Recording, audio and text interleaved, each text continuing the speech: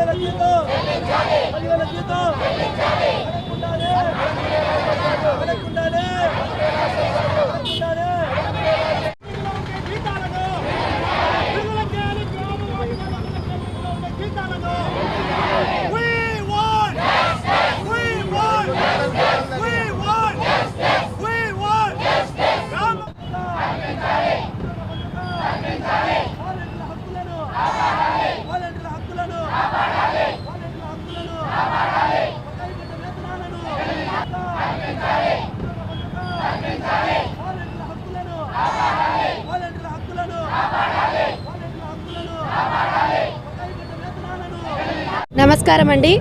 నేను చిత్తారి వీధిలోని 13వ సచివాలయం వాలంటీర్ని. నా పేరు త్రివేణి అండి.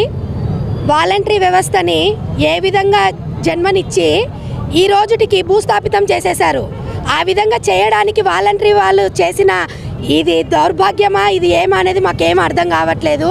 ఇంకోటి, మేము జనాల కోసమే పోరాడాము, జనాల కోసమే చేశాము, జనాల కోసమే ఉన్నాము. కానీ జగన్ కోసం ఉన్నాము, బాబు కోసం లేమనేది సీఎం గారు అనుకుంటున్నారు, డిప్యూటీ సీఎం పవన్ కళ్యాణ్ గారు అనుకుంటున్నారు. కానీ ఇది అన్యాయం అండి. ఏదైతే చంద్రబాబు నాయుడు గారు మాకు ఎన్నికల సంస్థలో చెప్పినారో మీకు 10,000 జీతాలు పెంచుతాము, మీకు 5,000 ఏం సరిపోతాయని అన్నారో ఆయన మీద నమ్మకంతో ఉన్నాము. మా వాలంటరీ వ్యవస్థని అన్యాయంగా ఉంటే ఈరోజు చంద్రబాబు నాయుడు గెలిచారు. అది మీడియా వైజ్గా బాబు గారికి, డిప్యూటీ సీఎం పవన్ కళ్యాణ్ గారికి అందరికీ తెలిసినదే. ఏ విధంగా అయితే మేము జనాలకు మంచి చేశాము. నేనే అండి, నాకు 80 ఇండ్లు ఇచ్చారు జగన్ ప్రభుత్వంలో. నేను 43 పట్టాలు ఇప్పించాను జనాలకి. ఈరోజు మీడియా ఇక్కడికి మేము సభా సమావేశం అయితే మీడియా మా దగ్గరికి వచ్చేది కాదు. ఒక్కసారి ఓల్డ్ సిటీ 1 టౌన్కి వచ్చి జనాల మధ్యలోకి మీడియా రావాల్సిందిగా ఖచ్చితంగా కణాఖండిగా నేను కోరుకుంటున్నాను. మీడియా అనేది జనాల వరకు వస్తే వాలంటరీ వ్యవస్థ ఏ విధంగా సంస్థలో ఏ విధంగా పని చేసిందో, ఏ విధంగా టార్చర్లు పడిందో చూస్తారు.